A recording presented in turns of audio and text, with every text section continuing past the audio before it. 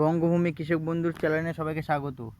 তো দেখছো আমার বীজ বপন হয়েছিল শশা, তো গাছ সব বেড়ে গেছে।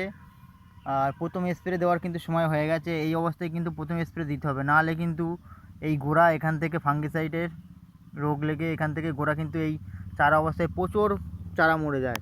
আমার পার্শ্ববর্তী যারা শশা চাষ করছে, মাটির শশা, তাদের কিন্তু গাছ অনেক মরে গেছে, কারণ আমার আগে তারা বসিয়েছিল আমার থেকে একটু চারা বয়স যেহেতু বড় গাছ। যাই হোক, তাদের গাছ কিন্তু প্রচুর মরে যাচ্ছে।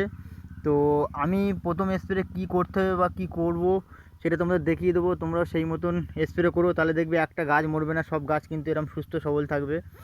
আর চেষ্টা করবে মাটি যেন এরকম ফাটল না হয়, সবসময় চেষ্টা করবে শশা ভিজিয়ে রাখতে, শশা গাছের গোড়া সবসময় ভিজিয়ে রাখতে।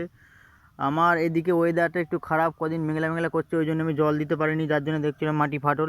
আমি সবসময় কিন্তু গোড়া ভিজিয়ে রাখার কথা বলি শশা জমির, তাহলে গাছটা সুস্থ সবল থাকবে, রোগ পোকা দূর থাকবে, গাছও ভালো থাকবে, আর গাছ তাড়াতাড়ি বাড়বে।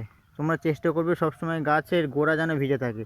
আমার এদিকে বৃষ্টি হবে মেঘলা করেছিল বলে ওই জন্য জলটা আমি দিতে পারিনি। তো আজকে ফার্স্ট সকালেই পুরো বুড়িয়ে দেবো। তো আমি কালকে খুব সম্ভব প্রথমে স্প্রে করব।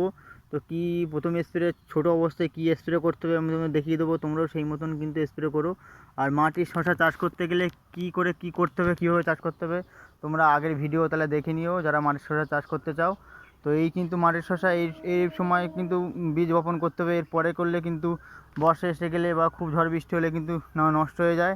আর এই হচ্ছে উপযুক্ত সময় মাটির গরমের শশা চাষ করার। তো আমার আগের ভিডিও দেখে নেবে তোমরা কীভাবে মাটির শশা চাষ করতে হয়, আর চারা অবস্থায় কী ওষুধ স্প্রে করতে হবে কালকে আমি দেখিয়ে দেবো। তো দেখো আমার জমিতে কিন্তু সব গাছ চারা গাছ বেড়ে গেছে, দানা ফুটে গাছ বেড়ে গেছে। তো কালকে প্রথম স্প্রে দেবো আমি।